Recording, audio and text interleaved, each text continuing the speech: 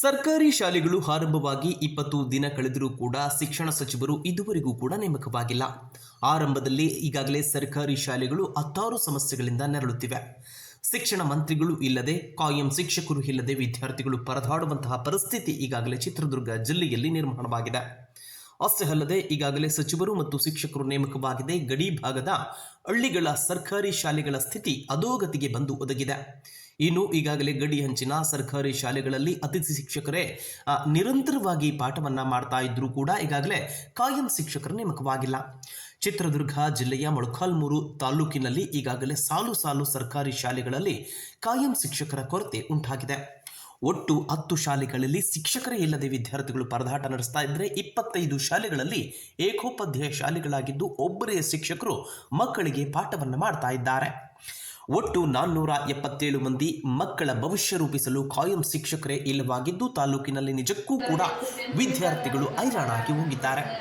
ತಾಲೂಕಿನಲ್ಲಿ ಒಟ್ಟು 136 ಸರ್ಕಾರಿ ಶಾಲೆಗಳ ಪೈಕಿ 214 ಶಿಕ್ಷಕರ ಹುದ್ದೆ ಈಗಾಗಲೇ ಒಂದು ಕೊರತೆ ಉಂಟಾಗಿದೆ.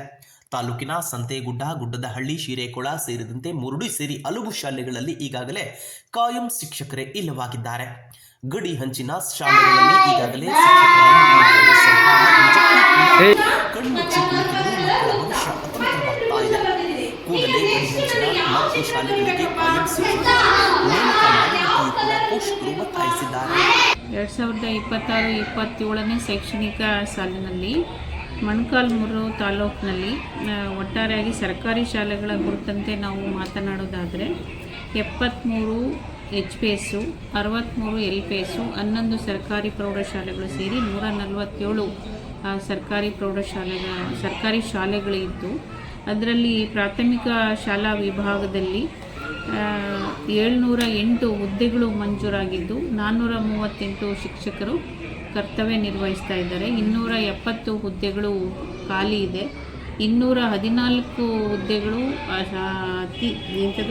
ಸಹ ಶಿಕ್ಷಕರ ಹುದ್ದೆಗಳೇ ಖಾಲಿ ಇದ್ದು, ಅದಕ್ಕೆ ಎದುರಾಗಿ 158 ಅತಿಥಿ ಶಿಕ್ಷಕರನ್ನು ಇಲಾಖೆ ಈಗಾಗಲೇ ಮಂಜೂರು ಮಾಡಿದೆ. ನಾವು ಸ್ಟ್ರೆಂತಿಗನುಗುಣವಾಗಿ ಎಲ್ಲ ಶಾಲೆಗಳಿಗೂ ಹಂಚಿಕೆ ಮಾಡಿದ್ದೀವಿ. ಎಲ್ಲ ಶಾಲೆಗಳಲ್ಲೂ ಕೂಡ ಅತಿಥಿ ಶಿಕ್ಷಕರು ಮತ್ತು ಕರ್ತವ್ಯ ನಿರ್ವಹಿಸ್ತಕ್ಕಂಥ ಶಿಕ್ಷಕರು ಈಗಾಗಲೇ ತಮ್ಮ ಕರ್ತವ್ಯವನ್ನು ಪ್ರಾರಂಭಿಸಿದ್ದಾರೆ. ನಮ್ಮ ತಾಲೂಕಿನಲ್ಲಿ 10 ಶಿಕ್ಷಕರು ಇಲ್ಲದೆ ಇರತಕ್ಕಂಥ ಶಾಲೆಗಳು ಇದ್ದಾವೆ. 25 ಏಕೋಪಾಧ್ಯಾಯ ಶಾಲೆಗಳಿದ್ದಾವೆ. ಎಲ್ಲ ಶಾಲೆಗಳನ್ನು ಕೂಡ ನಾವು ಆದ್ಯತೆಯ ಮೇರೆಗೆ ಅತಿಥಿ ಶಿಕ್ಷಕರನ್ನು ಹಂಚಿಕೆ ಮಾಡಿ ಶೈಕ್ಷಣಿಕ ಕಾರ್ಯಚಟುವಟಿಕೆಗಳಿಗೆ ಯಾವುದೇ ತೊಂದರೆಯಾಗದ ನಿಟ್ಟಿನಲ್ಲಿ ನಾವು ಕ್ರಮ ವಹಿಸಿದ್ದೀವಿ. ಮಕ್ಕಳಿಗೆ ಗುಣಮಟ್ಟದ ಶಿಕ್ಷಣವನ್ನು ಕೊಡಿಸ್ಲಿಕ್ಕೆ ನಾವು ವ್ಯವಸ್ಥೆಯನ್ನು ಮಾಡಿಕೊಂಡಿದ್ದೀವಿ.